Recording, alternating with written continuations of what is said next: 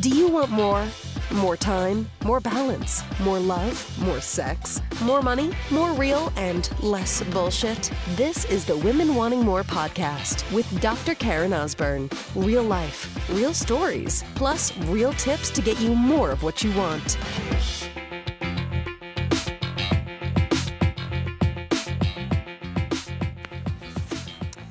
So, sister, do you have their back? Do you take a look at the people that you love within your life, the people that are most important to you in your life, your husband, your children, your close family, your friends? Do they know that you have their back?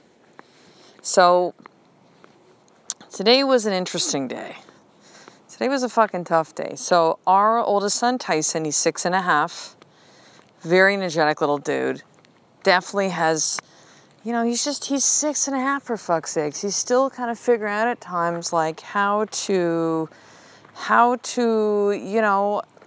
manage emotions, like how to process things, how to, not be so reactive. And each time that things come up is an opportunity for us to really teach him. It's one of those things where there's no way to really like teach kids. My experience as a parent. The best way for me to really teach my children is when those experiences come up is to use those as an opportunity, really as like that teaching tool, right? And to ask questions. And it's very easy to go to a place of, well, don't ever hit, and don't do this, and don't do this, and this is what you should have said. Like just telling your kids what to do, how to behave, act like robots, do what I say, follow. And listen, this is not going to be an episode about parenting shame. Like, listen, you parent your kids however you find really works for your kids best. Both my boys, they are not followers. They aren't. Guess what? They're a lot like mommy and daddy. And what works for my oldest son, for Tyson Jack, is when these situations come up, is to have that time to connect with him physically.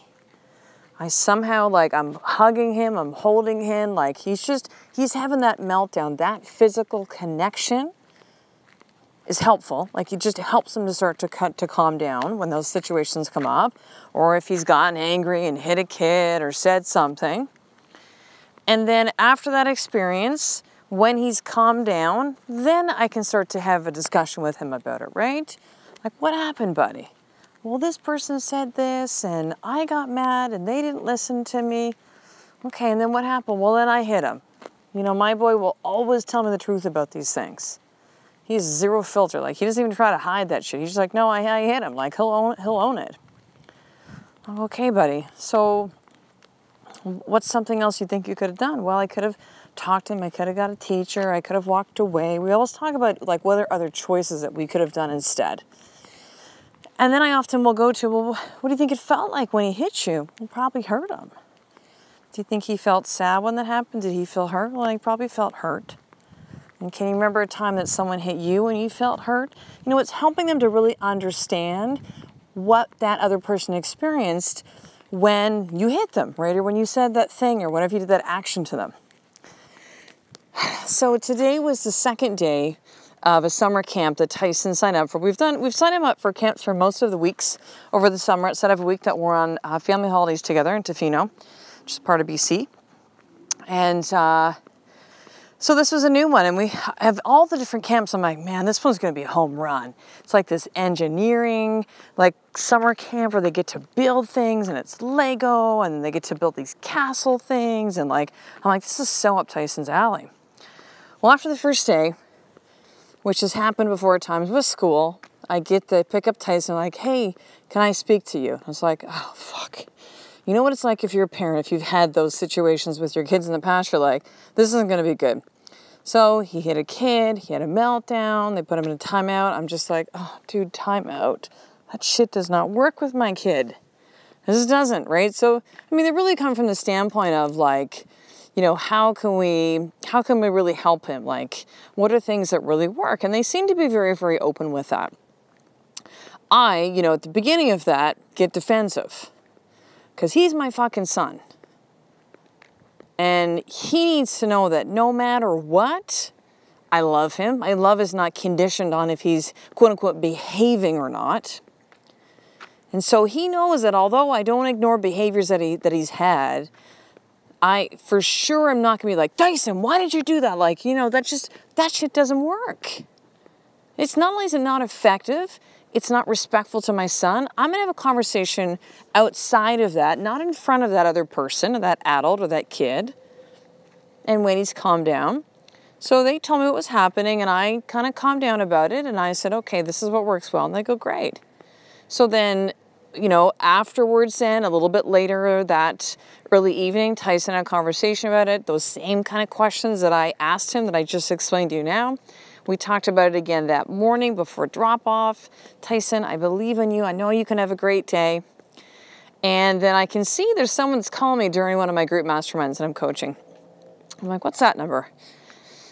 And then about 45 minutes later, it's the same number. And I'm like, oh, fuck. I think this is something with the summer camp, right? The call finished. I checked the voicemail. Yep, it is. Call them back. So something's happened again with Tyson. They're like, the first hour and a half, it was good. Then he hit a kid, and this, I go, I'm like, okay, so what happened? Like, what did you guys do? Well, you know, we had to separate from the other kids, and, you know, there's really not an easy way to say this. I'm like, are you telling me that my son can't come back to the camp? And, you know, all the kind of rigmarole, very non-powerful fucking communication really came down to a yes. I'm like, are you kidding me? A day and a half. I'm thinking, fuck, this has happened with Tyson in school sometimes. And, you know, teachers and the principal and that, like, just really good with working with him. They know that he has these different sides of him, and he's really like working through this. We're really working through, really helping him to see. It's definitely been a huge improvement, but he's in a new situation with new kids, and nothing that makes him nervous.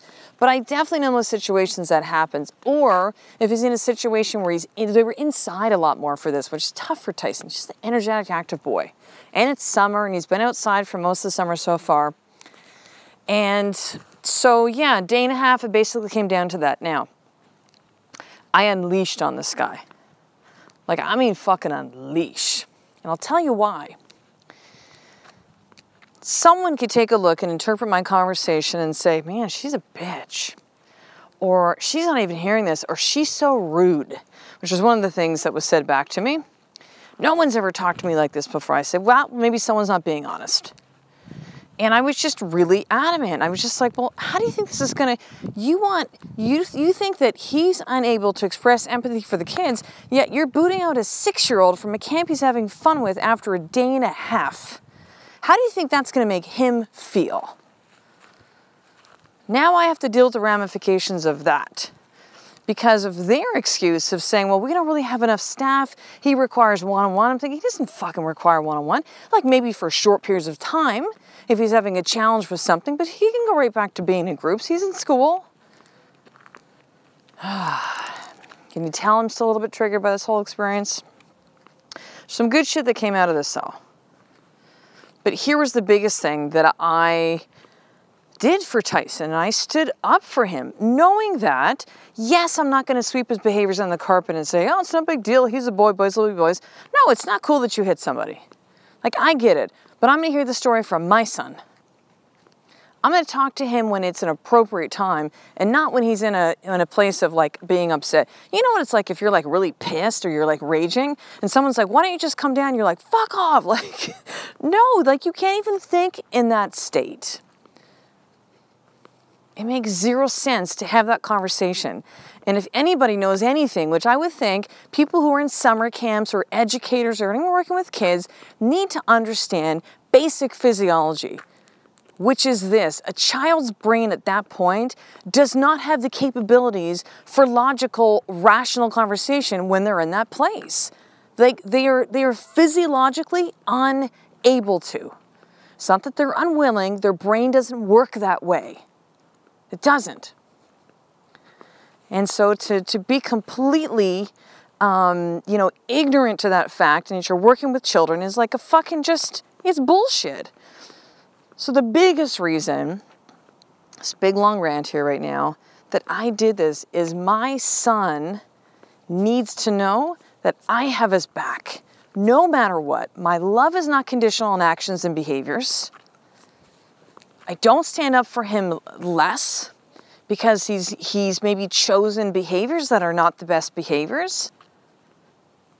This is the biggest bullshit of this. It's like, okay, well, I'm gonna put you in a timeout because I'm not gonna give you attention when you're being that way. Do you know that timeouts? Here's something a little fun fact about timeouts. Timeouts were actually designed not for children but for parents. And I was just reading something about this recently, and it was, I want to say around the 50s, maybe earlier, but timeline is irrelevant. But the timeouts were designed because they found that if parents were in the state of being really angry and raging when they're having shit come up with their kids, that if they can actually have a timeout, it actually decreases the incidence of child abuse. Timeouts were designed for adults, not kids. When you put a child in timeout, it's basically saying, like, I'm not going to give you attention and love when you're in this place. And this whole reasoning of, well, you're going to think about your actions during that. No, that's not what happens. Kids actually often get more triggered and more upset. And it doesn't help them understand consequences. Connecting with the fucking child does. Asking questions when they're in that place. I know this about my son. And he will always fucking know that I have his back. Always. Always. So I want you to consider this right now. And how important is it, not just for our children, but how about for our husbands or spouses? No matter what, that we're there. No matter what. Isn't that what you want for you two, sister? Don't you want the people in your life to know that, like, you can count on them? My son knows that he can count on me. Mommy may not be happy with his actions and his choices, but he can count on me to be there for him. You know, it's kind of like how some parents will say to their kids when they're teenagers and just saying, hey, if something ever happens and you're in trouble, drinking, drugs, like whatever's going on, like, call me. You can count on me. I will be there for you. It's the same type of thing. So here's your more tip for today. I want you to take a look at the people that are really close to you in your life and really ask yourself this honest question. Can they count on me? Will I be there for them no matter what? Or is it based on conditions? Well, I'm going to be there for you as my husband, but only if you're there for me. And I'm going to express my love and gratitude and appreciation, but only if you do it first. Are you unconditionally there? Do you have the back of the people that are closest to you in your life, sister? And if you don't, and if you want to change that, then ask yourself this simple question. Who do I need to become to be the person that does have their back? For that person to know that I will be there for them. They can count on me. See, for me as a mom, and for the experience that I want to create for my children, I don't know if I had that feeling as a child. Now, my parents weren't bad parents. I was the youngest of 3 and only girl, and I remember having this feeling often as a child of not being heard, not being understood, not feeling like I had someone in my corner. My sons will never experience that. My husband will never experience that. Those 3 most important people in my life, Tyson Jack, Kai Duran, and my husband Ed, my king, will always know that they can count on me. And if that means at times that I'm going to come out as a fucking, fists a-blazing, guns a-blazing, words a-blazing, mama bear who's like crazy, and so be it. Because I will be there. And if you want to be there too for the people that you love most within your life, sister, and when you ask yourself that question, you're like, man, I don't really know if I am. Maybe you consider the feelings of others as being more important than the feelings of your own children and your spouse. Ooh, that one might have fucking stung, hey? Where does your loyalty lie? And I'm not saying that you're, again, not empathetic to the feelings of other people. But what works for me in my life is my family comes before anyone else. It's me first, then my marriage, then my children. I heard someone say this the other day where it's like, you know, it's not like people take a look at often parenting these days and they go, holy fuck, look at the world that we live in. Jesus Christ. Like, either people say, like, I don't even want to have kids if they don't have kids. Like, I don't want to bring kids in this world. Or those of us that have children, you know, kind of live in fear or wondering, like, what are things going to be like for my kids? Like, the world is crazy. And, you know, all generations have been saying this forever, right? And it's my kids against the world. No, you know what? It's you and your children against the world. It's you and your children as a unit. It's you and your family as a unit. It's you and your husband as a unit. Can they count on you, sister? And if you dig deep and ask yourself that question, the answer is not a hell yes, not a fuck yes. Then the next part of this more tip again is, who do you need to become to be that woman, that mother, that wife, that sister, that daughter, that those people in your life can actually count on? Who do you need to become? And journal this. We go deep on a lot of these issues inside the sisterhood. This is a closed Facebook group and a group coaching program that I designed back in February. This is about 5 months ago. There's now 85 women within this group. We have a weekly Facebook Live training, daily sisterhood tips, and really have created this community of women that are like you, sister. You know, they were committed to wanting more within their lives. They're committed to more power within their marriage, their body, their business, and / work, and their family. They want to be around the association of other women that are like them. They want access to a powerful coach like me, but aren't able to jump in at my one-on-one and my group coaching level commitment financially and time-wise. They want the accountability of other women and myself, and to be able to have the action plans, the steps in place to put that plug and play. So here's something really cool. You can actually try out the sisterhood for free for the first 7 days. So here's where you're going to go. drkarenosborn.com/sisterhood, and you can sign up for your 7-day free trial today. And read all sorts of stories of women inside the sisterhood and the incredible results that they're seeing within their marriages, their businesses, their bodies, and with their family and their children. So I will talk to the next episode, sister. Just know a life of more is one step away from you doing the fucking work every single day. I love and appreciate you. To get the show notes of each Women Wanting More episode, including the How to Get More tip, subscribe to the newsletter at drkarenosborn.com/newsletter.